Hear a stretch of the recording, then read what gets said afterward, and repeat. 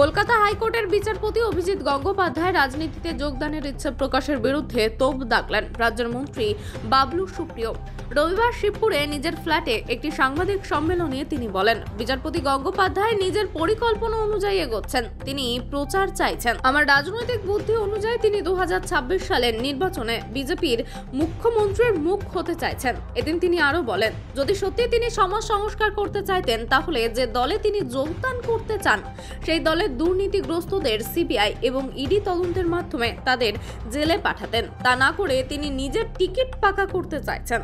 গতকাল সন্ধ্যায় আসানসোল লোকসভা কেন্দ্রে ভোজপুরীর নায়ক ও গায়ক পবন সিংকে বিজেপি প্রার্থী হিসেবে ঘোষণা করেছিল।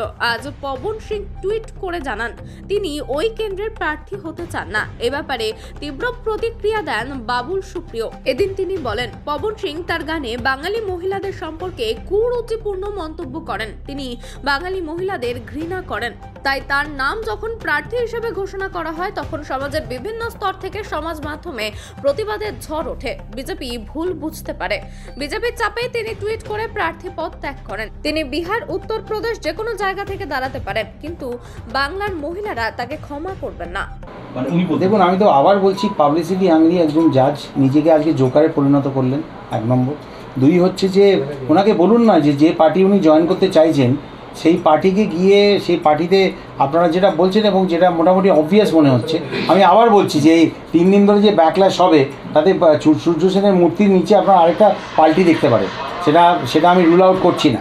কিন্তু হ্যাভিং সেড দ্যাট, ওনাকে বলুন না, এখন উনি তো কোর্টের জাজ, তো উনি নাকি অন্যায়ের বিরুদ্ধে লড়েন।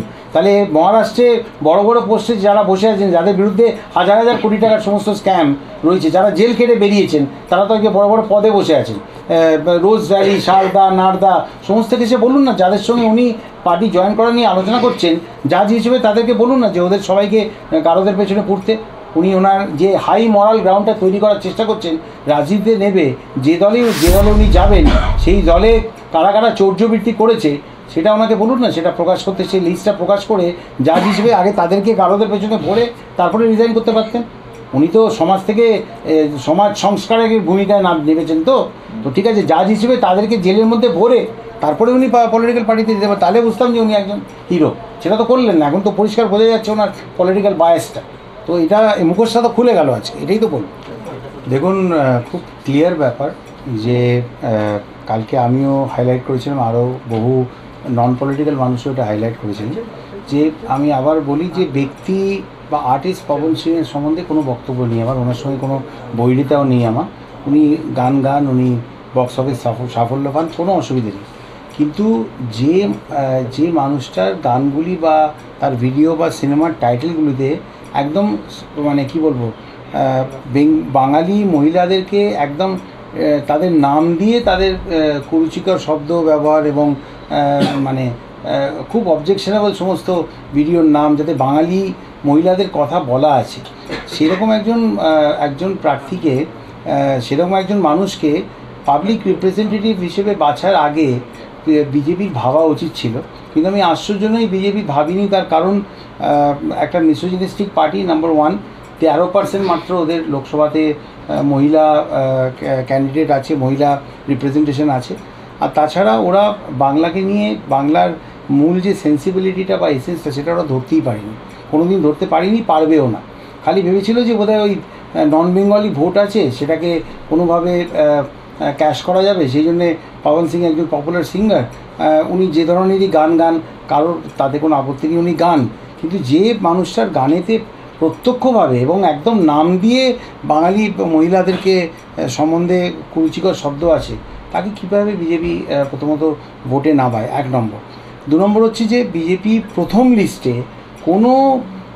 কোনো প্রার্থীর কনসেন্ট ছাড়া এবং তার সঙ্গে বিস্তারিত আলোচনা ছাড়া তাকে কখনোই তার নাম প্রথম লিস্টে ঘোষণা করা হবে না।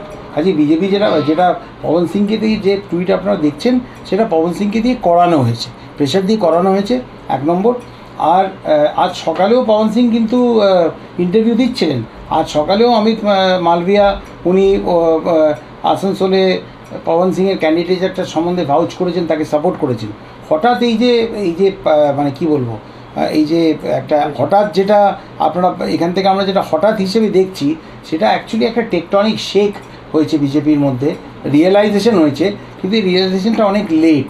এর যে প্রভাবটা, সেটা আমরা এতদিন ধরে যেটা বলে আসছি, বাঙালি মনন, বাঙালি মহিলা, হ্যাঁ, তাদের মনে কিন্তু একটা গভীর ছাপ ফেলবে।